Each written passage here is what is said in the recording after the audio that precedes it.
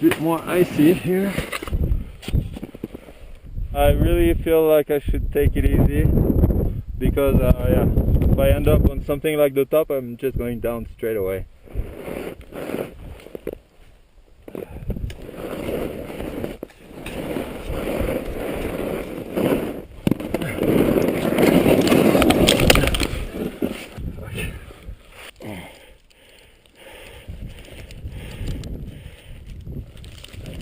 Well guys, I'm on blue fucking ice. I was close to go down. I put my ice screw in, I'm safe. Give me 2 minutes to figure it out, but I need to get out of there and I only have one ice axe, so I'm a bit fucked. Xavier, it just looks like 100 meters lower from you, where it gets narrow, it looks as icy as where you are, so it might be icy all the way. I don't think you get it. I lost my head there and I just cut myself with the puree, otherwise I'd be dead, man. With only one ice axe, there's no way I can get out of there, I think.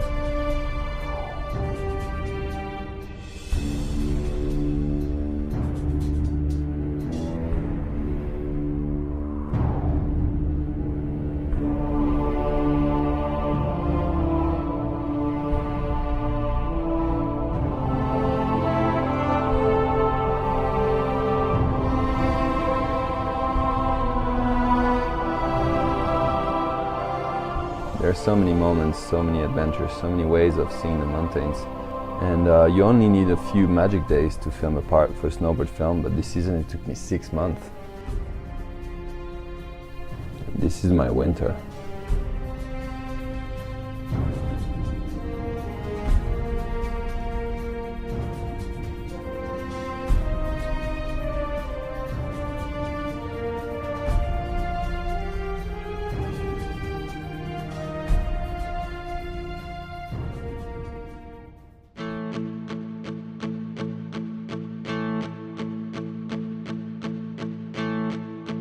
The beginning of the year, usually hard to film anywhere in the world. Like there's usually not good enough snow, like the snow doesn't stick on the high alpine lines, so we can't really go and make some big lines. Definitely not the most epic footage, but it's just December.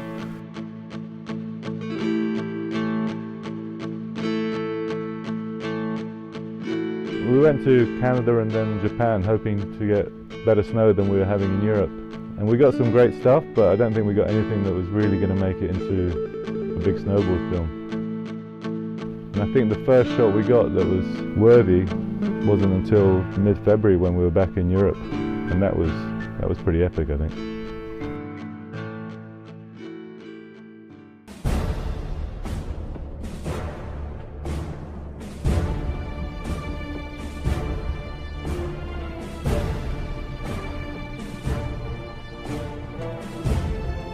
I think we went from New Year's till about the 18th of February without seeing a flake of snow. Instead of doing the basic stuff, going and film lines like we do all the time, you know, we kind of had to look for something else. A few years ago when he did this ice run with Henrik Winstead, and since then he's been talking about, yeah, it would be cool to hit some ice. We found this couloir that ends up kind of like a pretty long 50-60 meter ice fall. So the plan is Xavier coming in, making a few turns in a couloir and then just points down. Straight lining over a sheet of ice. I mean, this is something that he's never done before, that maybe people have never seen before, that nobody's really tried before. When there's nothing else to do because you're having a terrible season as far as snowfall here in the Alps, Why not try something like that?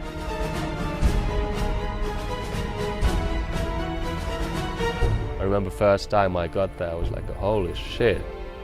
For sure he pushed the limits, it was almost too much.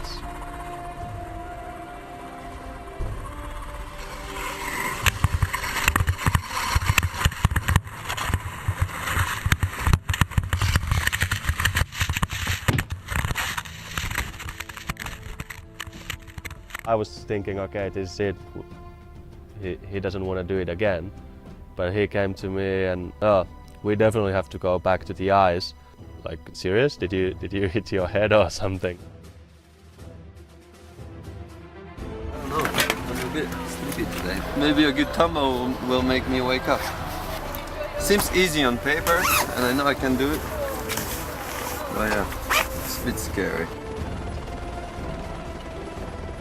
Yeah, I think there's this one moment. That's the most intense, you know, when you get to the top of the line, open the door of the heli, you gotta step out on this super sharp ridge, and that's pretty much terrifying all the time. Knowing what your limits are is what's going to keep you alive. And I think that people that dismiss that as not snowboarding or something that's stupid or silly or dangerous, you know, they don't understand how complete of a rider that he is.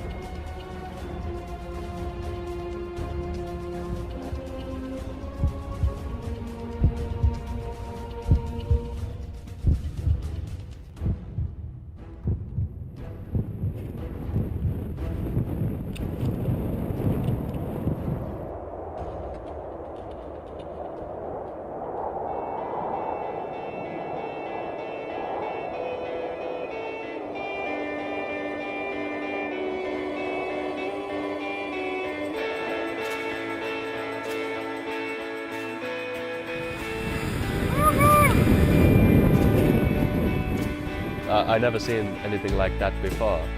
One of the craziest, amazing things I've seen in snowboarding. Woo.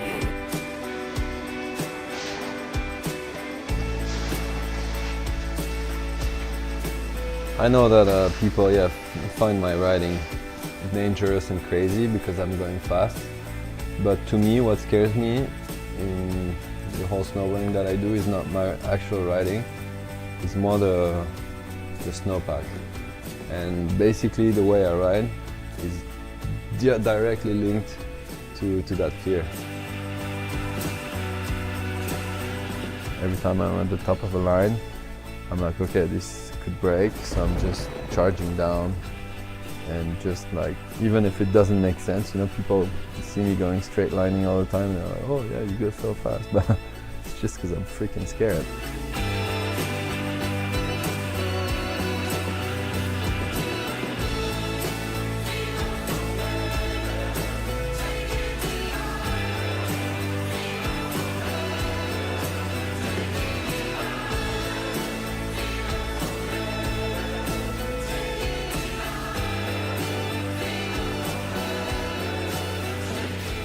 What makes Xavier different is he hauls ass. I mean, he truly hauls balls. He goes so fast down steep shit that it's just amazing. Sometimes you get those few days, these few sessions, these few lines where you're right at the bottom and you just live the best thing that you could ever live, you know? Yeah, basically every time it's the same. It's like, wow, this is why I'm doing that. So there's like three guys that really, I think, truly defined big mountain riding in the last 15, 18 years. You got Tom Burt, Jeremy Jones, Xavier. You know, if I'm going into serious lines, he's kind of the ultimate riding partner to have.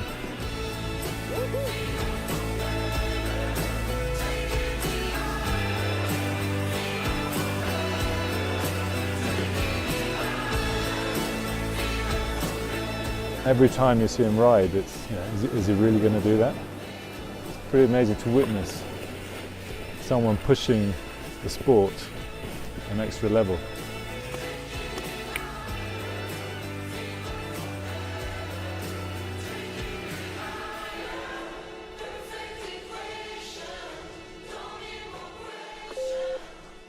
Hello, this is Xavier. I'm just reading this email, and the heli operator in AK pulled out.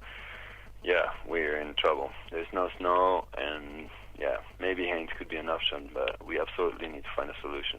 By the way, I just lost the world tour. Okay, talk later. We got to, I think it was the beginning of April, and we didn't have enough for a part. Well, first off, we were supposed to go to Palmer, to this new spot, and explore all this new terrain, and the conditions were basically horrible. So at that point, we decided to pull the plug on Palmer and go to Haynes instead.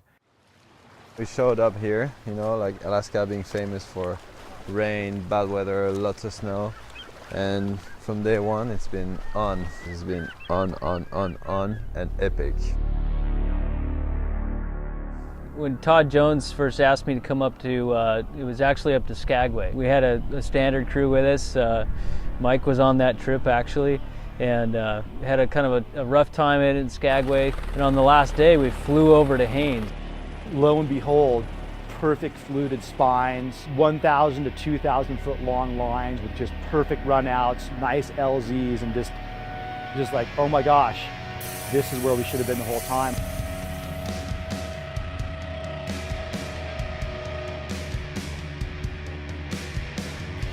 Yeah, 5, 4, 3, 2, 1.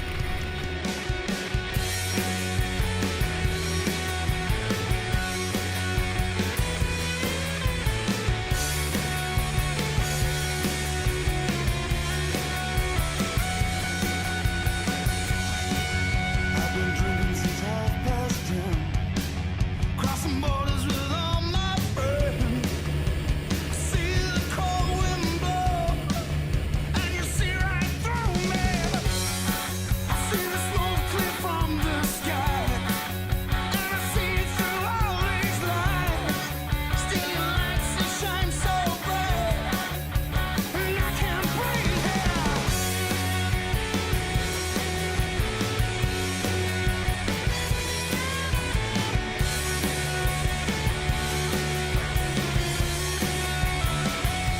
When I was a kid, I was looking at Xavier, and he's always been the guy who's leading the way. It's pretty much a dream come true. Like after what he achieved in last years in snowboarding and in freeriding, it was just amazing to have him as a guide here.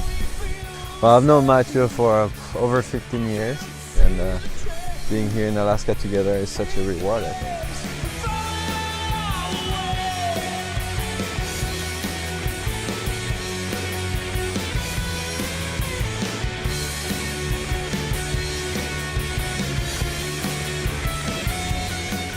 First time here in Ains and AK, I get it like 4 days straight, and we get it like so good. I realized, okay, this is gonna be good. It's gonna save the season quite a lot. By the time we got to Haynes, I think they had one good day of riding in the whole season. We got 4 days of perfect bluebirds, perfect conditions, perfect snow, and it was amazing. We got our part.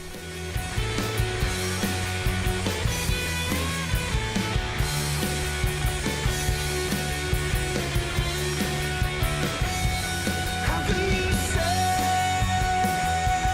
hallelujah? How can you say hallelujah? And I know you feel the same. I can't see the train. Take your place and throw it all away.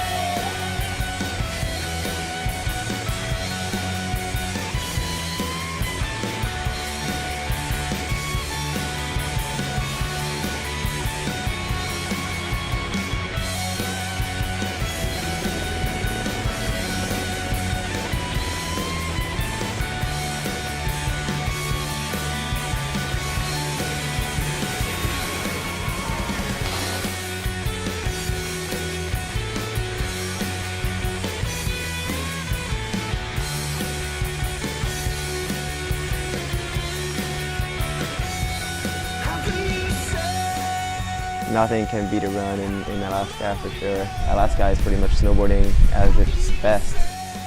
Yeah, since we didn't get any bad surprises, we started to get into bigger terrain, and we ended up the trip on one of the coolest face I've ever ridden.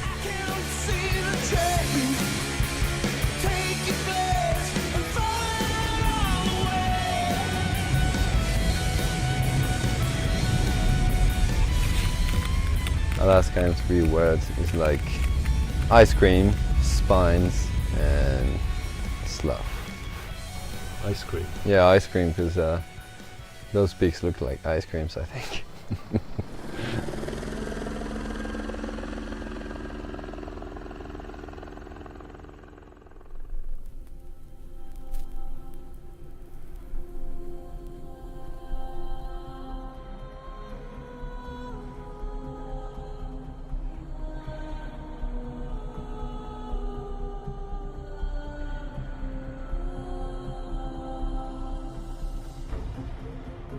It's a run that you see from Chamonix, and a run that I knew that some people had made in the past, and it's a run that I was sure I was never ever gonna do. Hey man. Straight from let off. Good? Yeah. Take that. When we're gonna wrap up, we're gonna be below this. Yeah, we will be below straps, whatever we do. I think change to crampons here, Okay. and then maybe down climb to here, and they just find the best anchors. You know, in Chamonix you can do almost any steep line in one day from the first lift. The objective is to reach that main point out there, and from there on it's gonna be gnarly. Welcome to Chamonix money. Guy du Plan is one of the most mythical ski descents in Chamonix, and I think it's because of its beauty and because of its complexity. It's like snowboarding, mountaineering to its fullest, I think. Like, you know, there's a lot of stuff going on, lots of problems to solve, and you learn a lot, but at the same time, you put yourself on the line all the way down. After hiking all the way, all along the ridge, I remember saying to Andreas, like, my feeling, you know, that touching the snow, that it was as good as it could be in terms of stability. You know, I have really no problem taking risk, you know, when it's me playing with it. But when it comes to being under the goodwill of the mountain to take you down or not, you know, I don't like snowboarding anymore.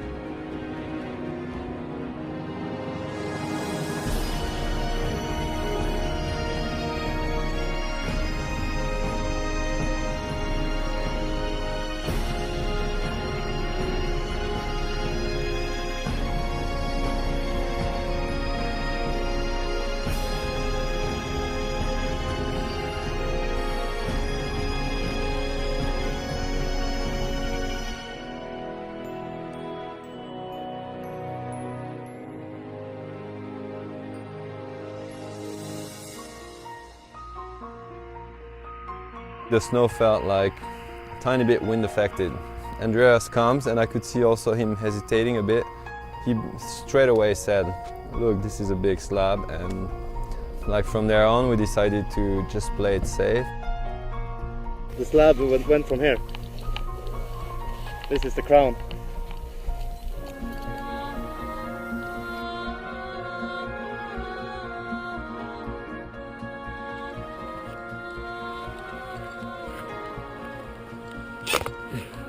I think that run was not even snowboarding, it's just mountaineering down a mountain. If anything happens, you're down.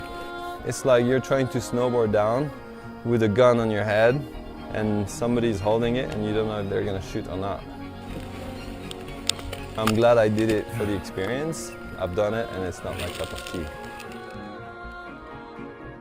I like when it's technically hard, when I don't know that I'm gonna be able to make it. You know, when you walk from home and you don't really know how this is gonna end.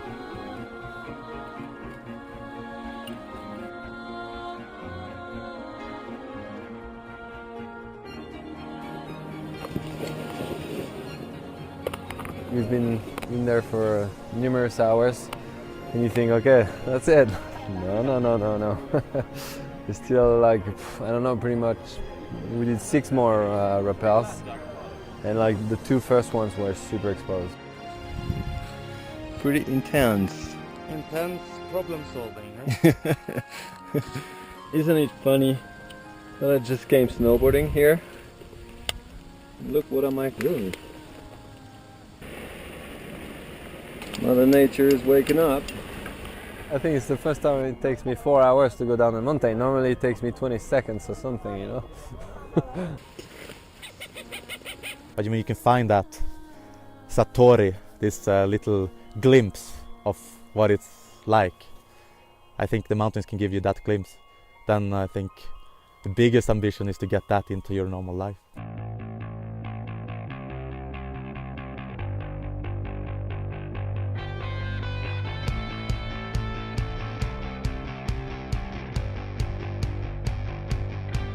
That day we had with Samuel Antoinette, Tara claimed it as the best day ever.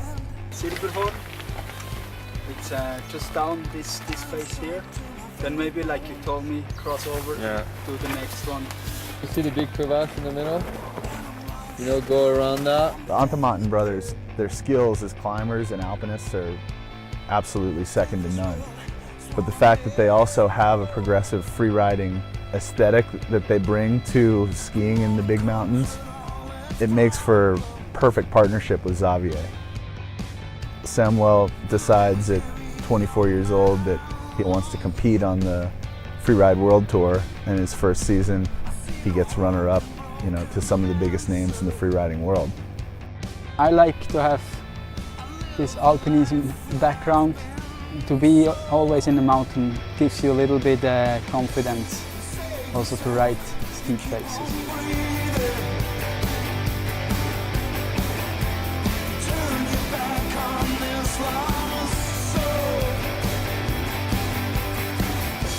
We spent a whole day in this small area where we managed to do, I think, 4 different lines, and I think those lines were definitely some of the best lines we filmed and shot in the whole winter.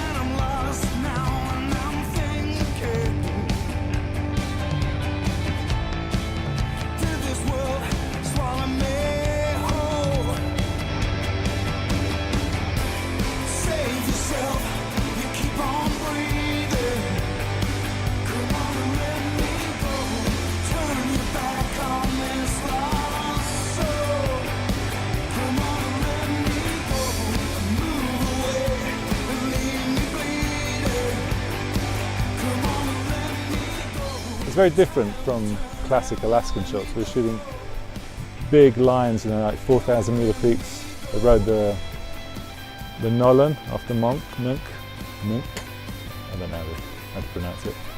It's like one of the classic 4,000 meter peaks in the Alps. It sits between the Eiger and the Jungfrau. So you have this big face, the Eiger North face, that has so many histories on it. But Mönch has also a big north face, and what the Mönch have is lines that you can ski. He's riding these like big European lines. A lot of the Tom Burton, Jeremy Jones stuff was filmed in Alaska and Tahoe and Jackson Hole, so it's cool to watch Xavier ride these big style lines where you might have an ice axe and you're climbing something. Maybe there's even a rappel involved. So it's kind of cool to see him do those lines too. He's really bringing fast, fluid riding into big mountaineering descents. You know, there's only a couple of people in the world that are doing that right now. I mean, the feeling of skiing on one of those open faces and knowing that it ends and closes out, you know, that takes a lot of balls. Anything goes wrong, you're not just falling down that face. If you fall, you die.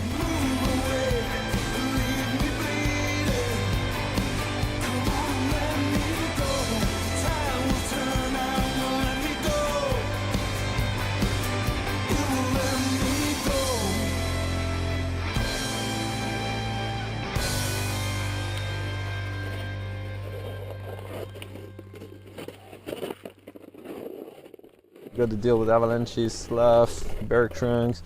You know, in the mountains the risks are endless. Like, it's just so heavy. Yeah, but it's so good at the same time.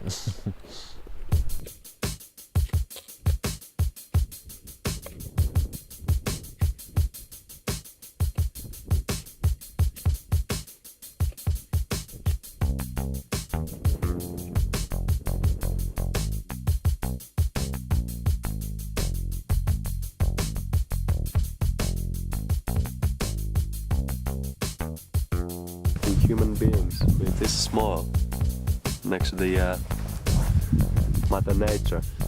Harry, you're this small apparently. Well, we're in Haynes Valdez. We just finished. We're in Haynes Valdez.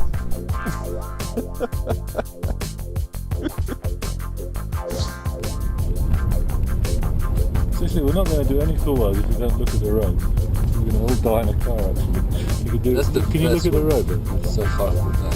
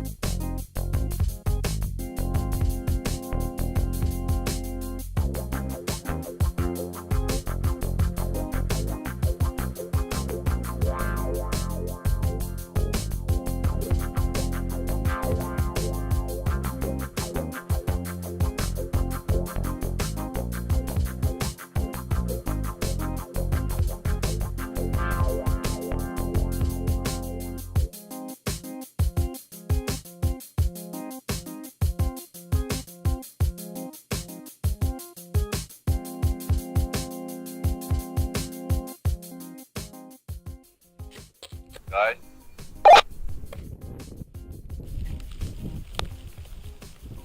Guys? Are you there? Sarah, Guido? Come on, are you there? Anyone? Like, I need to get out of there.